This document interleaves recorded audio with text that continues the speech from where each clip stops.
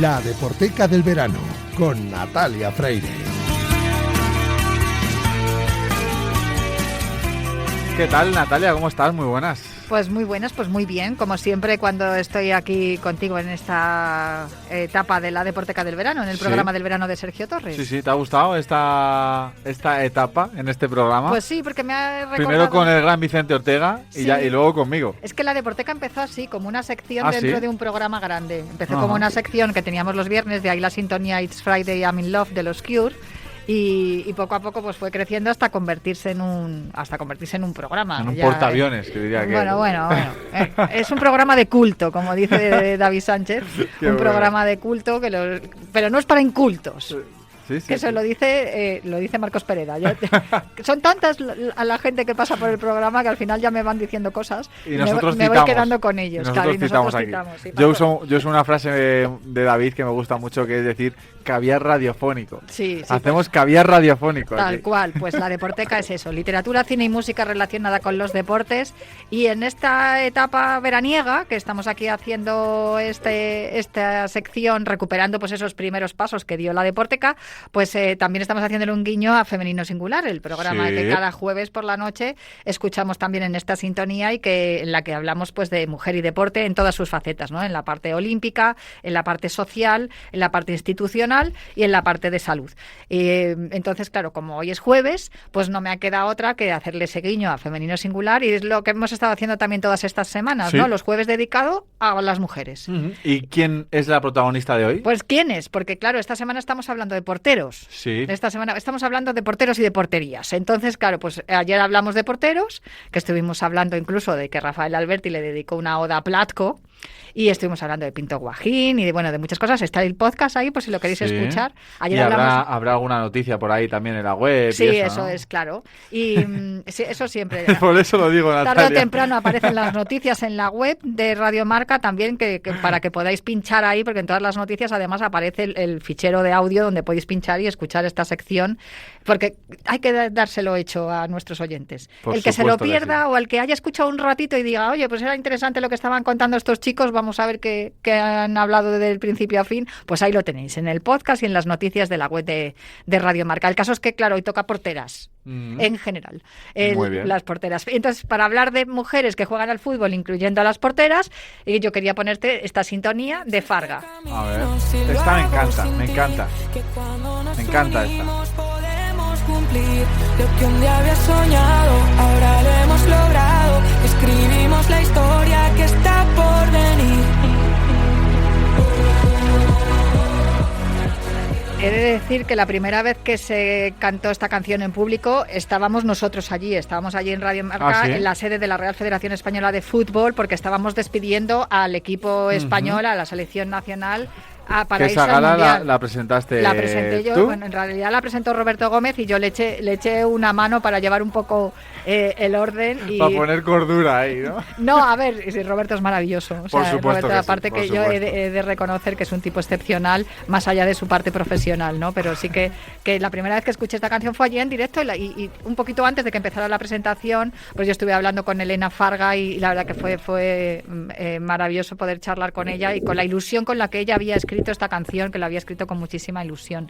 Y luego la frase que nos dijo Esther González, vamos a hacer historia. Entonces luego la he recordado muchas veces, porque yo le pregunté qué va a pasar en este mundial y ella dijo, vamos a hacer historia, y vamos que sí la hicieron. Pero en todos los sentidos. Además que sí. Y esta sintonía, esta canción, que es buenísima. Yo siempre se lo decía a Parra cuando hablábamos del día a día de la selección española en Suiza, en la Eurocopa, la ponía siempre y decía, Parra, es que lo siento por tenerte esperando, pero es que me gusta tanto la canción que la dejaba siempre de coleo 2-3 minutos fácil, vamos. Fácil. Pues ahí la tenéis, está por venir, es este hit, porque para mí es un hit ya de Farga.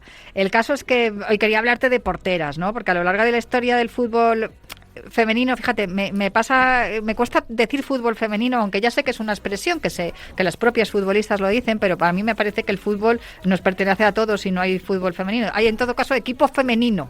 de fútbol o equipo masculino de fútbol. Pero bueno, esto es una Sí, pedrada pero mía. a mí me pasa, Natalia, por ejemplo, cuando en esta Eurocopa, cuando tenía que hacer la portada del programa del verano, donde siempre hablamos de titulares con sonidos y alguna opinión de algún experto y tal, siempre decían la selección española de fútbol femenino, ¿sabes? Para dirigirme a nuestro equipo nacional. Y siempre le ponía esa coletilla. No sé por qué, la verdad, pero me sale solo y cuando hablo no creo que sea un error, ¿eh? No, yo creo que ya las propias futbolistas lo utilizan y nos hemos acostumbrado a eso, pero yo siempre he intentado decir la Liga Femenina de Fútbol, porque cuando decimos la Liga ya sabemos que estamos hablando de la masculina. Entonces, para especificar qué es la femenina, a mí me pasa, por ejemplo, con mi equipo, bueno, pues es que no puedo ir a este evento porque es que resulta que juega el Atleti. Y ya mis amigos que me conocen me preguntan, ¿el femenino o el masculino? Porque ya saben que yo lo digo tal cual. Pues si estás atento a la liga femenina ya sabes que es el femenino. Es verdad. O si estás atento a la liga masculina ya sabes que es masculino. Pero bueno, esto ya es que es para frikis que... Café para los muy cafeteros. Sí, sí, pues ya no te digo que la Deporteca es un programa de culto, pues esto lo mismo. Y bueno, a mí me cuesta lo de decir fútbol femenino, pero entiendo que todo el mundo utilice esa expresión, pero porque yo insisto, igual que me cuesta decir boxeo femenino, me digo boxeadoras o boxeadores, o jugadoras o jugadores. Ajá. Y lo que pretendo con esto es que la gente esté atenta a lo que estoy contando y que sepa a lo que me estoy refiriendo en el contexto en el que yo luego utilizo la expresión. Pero bueno, igual estoy pidiendo demasiado. Voy a empezar por la primera portera de la historia en España. Porque luego te voy a contar historias de algunas otras porteras a nivel internacional, pero en España, y te lo digo, te hablo de ella porque hay un libro sobre ella. Entonces, claro, es maravilloso. Si hay un libro, yo tengo que hablarte de un libro. El libro se titula Irene y las puertas del fútbol. Está escrito por Rubén Ventureira y Juan Luis Rodríguez Cudeiro, que son periodistas de gallegos, y claro, pues hablan de ella porque fue una portera gallega. Tiene una historia impresionante. Mira, es curioso porque en la presentación de este libro estuvo Rafael Luzán. Sí. Como presidente de la Federación Gallega de Fútbol. Eso es. O sea, todavía no era el presidente de la Federación Española.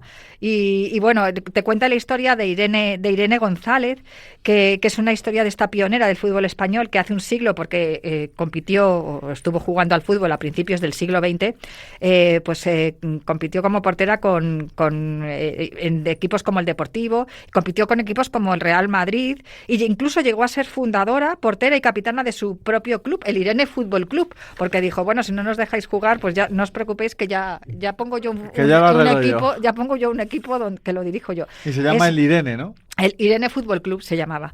Y fantástico, porque fue una pionera en todos los sentidos. De hecho, mira, en Femenino Singular tuvimos hace un par de temporadas con un historiador, no os voy a dar más detalles, pero estuvimos hablando de las pioneras. Teníamos una sección de pioneras todas las semanas. Y yo me di cuenta de que a principios del siglo XX eran muy modernas las mujeres y la sociedad era muy moderna. Quizá toda esa modernidad que llegaba por parte de la tecnología, de la industria, el avance a nivel industrial y económico en el planeta, sobre todo en Europa y también en España, hizo muy modernas a todas aquellas mujeres, porque se organizaban equipos de cuidado de los niños mientras que las mujeres hacían deporte. Y había una cantidad que todo eso se frenó con la guerra civil, pero hasta que comenzó el conflicto nacional, las mujeres españolas eran muy modernas y eran muy capaces y tenían muchas herramientas para poder hacer muchas cosas, y sobre todo a nivel organizativo era fantástico. Yo leyendo los libros y escudriñando la historia me di cuenta de que eran mucho más modernas que nosotras a principios del siglo XXI, que igual nos quedan muchas cosas por pulir o hemos tenido algunos retrocesos. Bueno, el caso es que para los autores de este libro vieron una exposición que había sobre el fútbol gallego y vieron la foto de aquella muchacha y dijeron, pero esta muchacha ¿quién es? Y llegó su sobrina, y que se llama Matilde Regaldíe, y les dijo, pues es mi tía y desde luego podríais escribir una historia muy bonita sobre ella, porque ella murió con tan solo 19 años y en 19 años murió de tuberculosis en 1928, nació en 1909. pero fue capaz de hacer un montón de cosas, entre ellas imitar a Zamora. Te hablaba ayer de Ricardo Zamora, pues era su ídolo, e incluso se vestía igual, se comportaba igual que él, aunque bueno, llevaba, los pantalones de Zamora eran más cortos que los que llevaba Irene. Irene los llevaba pues casi por la rodilla, por debajo de la rodilla, para no levantar suspicacias ni ningún problema de la época, de la sociedad de la época. Y desde luego se colocaba en la portería y hacía los mismos gestos que Zamora, y hay algunas imágenes, una de ellas es la portada del libro donde aparece Irene González, y bueno, es fantástico. Yo recomiendo que leáis este libro, sobre todo, no solamente por conocer a Irene González, sino también por los años posteriores a la muerte de Irene, que parece que, como te decía, que habíamos dado un paso atrás. O sea, que digamos que no se avanzó como se debía de haber avanzado casi hasta el final del siglo XX, con ya la irrupción de los equipos femeninos dentro de las como secciones de los equipos masculinos, y que ahí poco a poco, con el auspicio y la protección del señor de Papá Club, pues ya las secciones femeninas han podido tener un recorrido hasta lo que es, por ejemplo, hoy el Abanca Deportivo. Bueno, el caso es que el Deportivo femenino, quería decir. Sí. Pero es muy interesante el libro, sobre todo porque aborda todo lo que es el fútbol femenino. ¿Ves? Ya lo he dicho. El fútbol femenino en Galicia. Pero no es la única portera de la que te quiero hablar. Te quiero hablar también de una mujer que posiblemente ella te suene más, sí, que se llama Hope Solo. Ella ha sido portera de la selección campeona del mundo de Estados Unidos entre 2000 y 2016, más de 15 años como profesional, pero ha jugado en el Philadelphia Shark, en el Olympique de Lyon, en los Seattle Rangers, en un montón de equipos, y además cuando el fútbol americano, el fútbol femenino, era el dominador. Eso es, norteamericano, era la potencia, ¿no? Ella fue la mejor portera del mundo por la IFFHS en 4 ocasiones, entre 2012 y 2015, pero Hope Solo posiblemente está considerada por muchos la mejor portera de su generación. Es que además ganó 2 oros olímpicos también en 2008 Casi y 2012, nada, ¿eh? El Mundial de 2015 también, que precisamente ese Mundial fue uno de los más importantes, donde la irrupción del fútbol femenino ya fue patente, ¿no? Porque por los índices de audiencia y por la cantidad de gente que acudió a los estadios. Pero Natalia, antes de nada, hablas de audiencia, es que si no luego se me va a olvidar. ¿Crees que ha sido un punto de inflexión para la gente, la sociedad española, esta Eurocopa?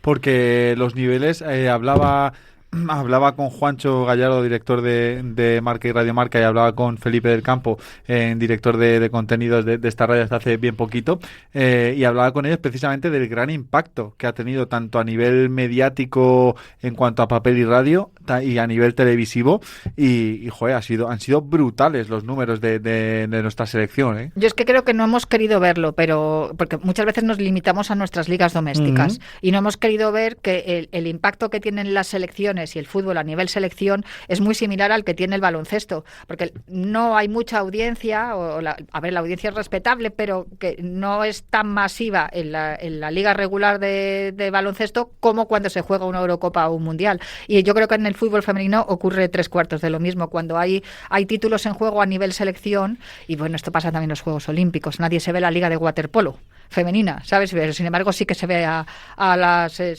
guerreras cuando ganan el oro olímpico en París. Entonces yo creo que es algo que se repite en los deportes minoritarios, emergentes, o como les quieras llamar, o los deportes que no son fútbol masculino, por decirlo de alguna manera. Mejor así. Entonces creo que es algo que se repite en los deportes que no son el fútbol masculino, que sí que hay mucho seguimiento a nivel club y también a nivel selección, evidentemente, pero yo creo que el fútbol femenino está más cerca de los deportes polideportivos que del fútbol masculino, todavía. Y aún así es todo un éxito. Yo creo que la organización de la Eurocopa lo ha hecho muy bien. Creo que también en Inglaterra se hizo muy bien hace la Eurocopa anterior, porque sí que se eligieron estadios de una capacidad que fuera suficiente como para que hubiera una buena entrada, pero que no fuera muy grande para que no se vieran huecos.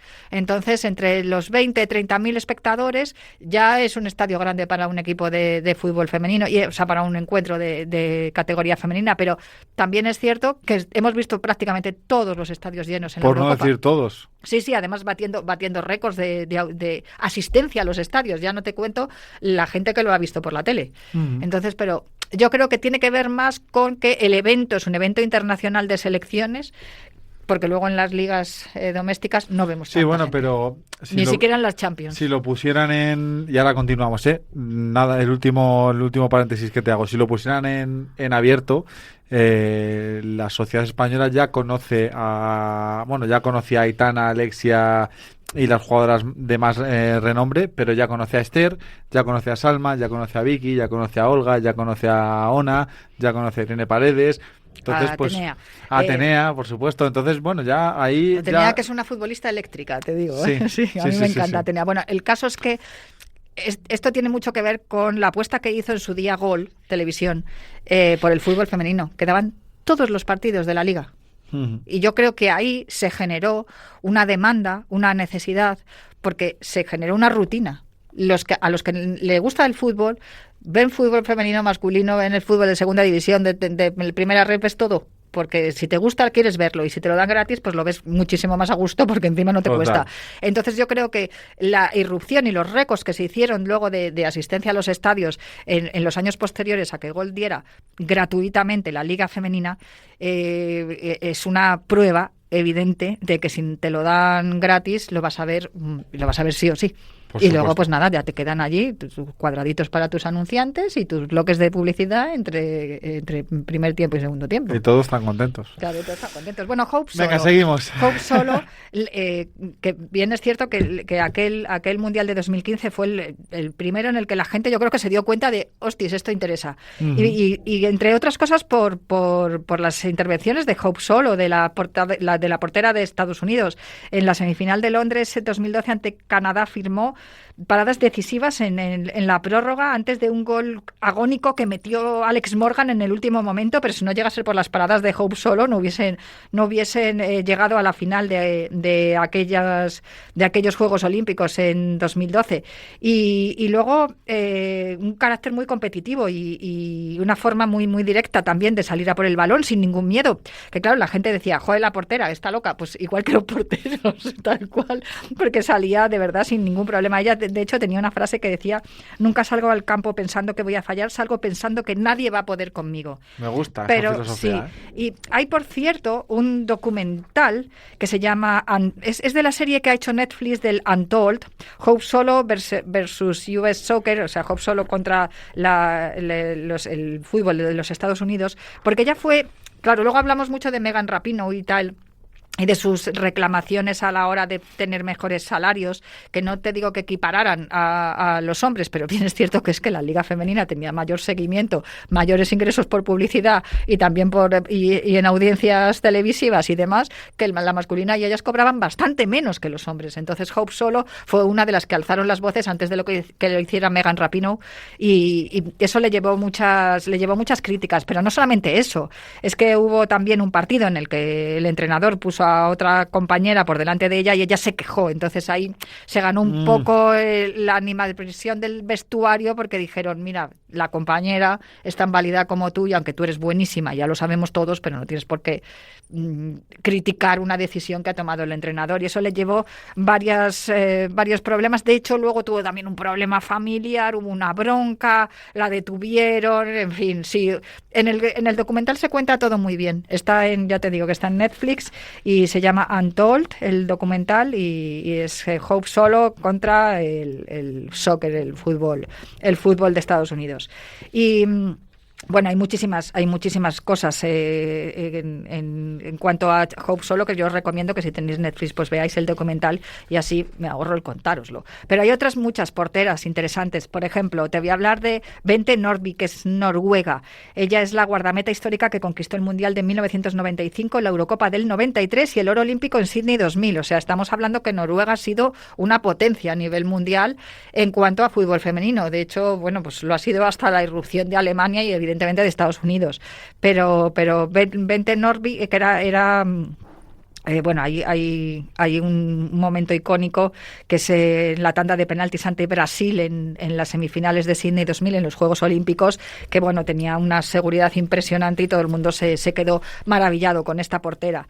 Luego Emma Byrne de Irlanda es la histórica portera del Arsenal Ladies, ganó múltiples ligas y también la Champions femenina, una figura inspiradora para el fútbol femenino irlandés, tiene 11 ligas inglesas, 10 FA Cups, una Champions League con el Arsenal Ladies, tiene bueno, un palmarés impresionante, más de 130 partidos con Irlanda, siendo su capitana durante una década, que no es habitual ver a los porteros capitanes, y ella lo fue, y luego sobre todo esa final de la Champions League en 2007, donde mantuvo la portería cero ante las suecas del Umea. Luego otra que es una vieja conocida de los seguramente de los seguidores del Atleti de Madrid, Hedvig Lindahl, la sueca, con más de 100 porque fue portera del Atleti femenino, sí, lo sé. con más de 190 partidos internacionales, un baluarte para Suecia durante 2 décadas. Yo la recuerdo verla en Alcalá, en la ciudad deportiva de Alcalá del Atlético de Madrid, con sus hijos, que siguió compitiendo después de ser madre, y la verdad que fue fantástico verla a ella y a su mujer allí en las gradas del Atlético cuando estaba lesionada, evidentemente. Y tiene una plata olímpica y un subcampeonato del mundo, 2 subcampeonatos del mundo, más de 190 partidos internacionales, y ella debutó en 2002 y con un nivel altísimo durante todo este tiempo. Y otra que también estuvo en el Atleti, Sari Van Benendal. Claro, es que también con Lola Gallardo, cuando se va Lola Gallardo, tienes que cubrir la portería de alguna manera, y por eso vinieron Lindahl y Benendal. Sari Van Benendal, de los Países Bajos, una figura clave en el Mundial 2019, fue elegida Guante de Oro, con una grandísima calidad para responder en momentos de máxima presión. Además es muy conocida por la seguridad que tiene en la salida del 1 contra 1, y fue subcampeona mundial en 2019 y campeona de Europa en 2017 con el Guante de Oro en el Mundial 2019. Christian Endler, la chilena, mira, teníamos que traer a alguien del otro lado del charco. Ella fue portera con el PSG y el Olympique de Lyon, y destaca por su seguridad y su posicionamiento y con el juego con los pies. Tiene más de 100 partidos con la selección chilena y es una jugadora clave para clasificar a Chile para su primer Mundial, el de 2019. Impresionante lo de esta mujer. Y por último, Ann-Kathrin Berger, de Alemania, que superó un cáncer de tiroides en 2017 y volvió a la élite en menos de un año con el Chelsea, y ha sido nombrada varias veces como mejor portera de la liga femenina, y sobre todo por demostrar esa resiliencia, ¿no? Y esa capacidad también para detener penaltis, que creo que es buenísima deteniendo penaltis. Y tiene varias ligas con el Chelsea, también con el PSG, y ha sido portera del año en 2 ocasiones. Y por último, Kim Jung-mi, de Corea del Sur, sí, que es una leyenda en Asia, con más de 150 partidos internacionales, ha sido subcampeona asiática, más de 150 partidos internacionales y 6 mundiales disputados, desde 2003 hasta 2023, que es una cifra récord para una portera, y sin duda pues una muestra de que la edad es solo un número, porque Kim Jung-mi, ya te digo, hasta el Mundial de 2023 defendiendo la portería de Corea del Sur. Y hasta aquí hemos llegado. Sí, pues buena lista. No sé, Natalia, estaba así pensando, de España, tú que controlas bastante y tal, una portera así que hayas dicho, pues yo creo que está entre las mejores, top portera española. Bueno, tengo que reconocer que cuando irrumpió Catacol en el Mundial de 2023 yo no me la esperaba, porque además era la portera suplente y era de las más jóvenes, y me sorprendió gratamente por su capacidad de liderazgo, por su juego con los pies y por su valentía siendo tan joven. Y tengo que me viene el primer nombre que me viene es el de ella, pero claro, yo he visto porteras impresionantes, pues Sandra Paños, yo estaba pensando en Sandra, de hecho. Y que me ha parecido, de las mejores, y también Lola Gallardo, sin duda, que Lola Gallardo ha tenido sus momentos, ha tenido algunos fallos que yo creo que han sobresalido más que sus aciertos, y me parece injustísimo, porque yo a Lola la he visto hacer paradas impresionantes y sobre todo la he visto estudiar al rival de una manera también muy, muy eficiente, y eso dice mucho de ella y de su amor por este deporte. Uh-huh. Y en fútbol femenino, Natalia, ya que te tengo aquí, aprovecho y te pregunto con todo el respeto del mundo, muchas veces una de las comparaciones que tienden a los más incultos a comparar el fútbol masculino y el fútbol femenino, siempre ponen el foco en que una de las grandes diferencias es la portería. ¿Estás de acuerdo? Bueno, esa conversación la hemos tenido varias veces en la redacción. Sí, por eso la quiero traer aquí. He de decir que desde el Mundial esas conversaciones no he tenido, esas discusiones no las he tenido en redacción. Ajá. Pero sí que es verdad que me han dicho eso de que, claro, que las porteras es que como ninguna mide no sé cuánto y si le tiras por alto van a llegar siempre. Bueno, tengo que decir que, aunque hemos hablado de una portera que empezó a defender la portería a principios del siglo XX, el fútbol, o sea, las mujeres jugando al fútbol, el fútbol femenino, no ha tenido la emergencia hasta pasados los 90. O sea, ya entrando, bien entrados, estamos hablando te he hablado que el Mundial de 2015 yo creo que fue el más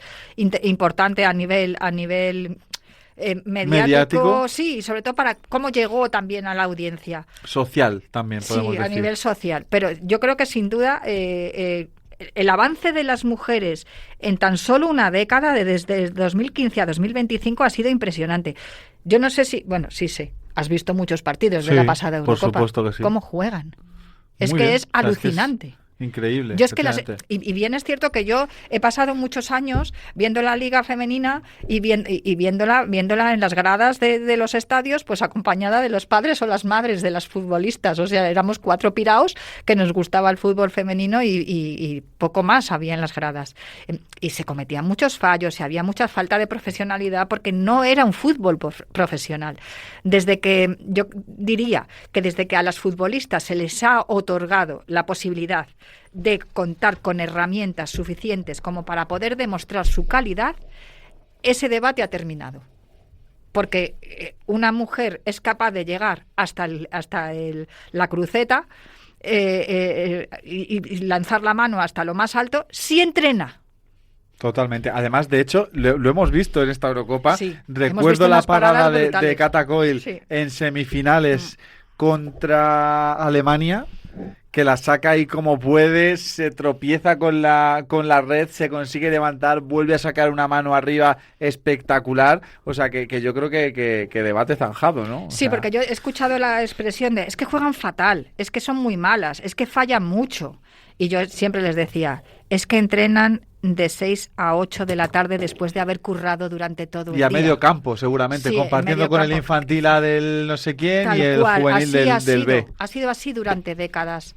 Y hay que aplaudir a todas aquellas que a principios de los 90, las pioneras, y me vienen muchos nombres a la cabeza, no voy a decir ninguno para que no se me quede nadie en el tintero, pero en 10 años, en tan solo una década, el avance ha sido, y yo diría que incluso más.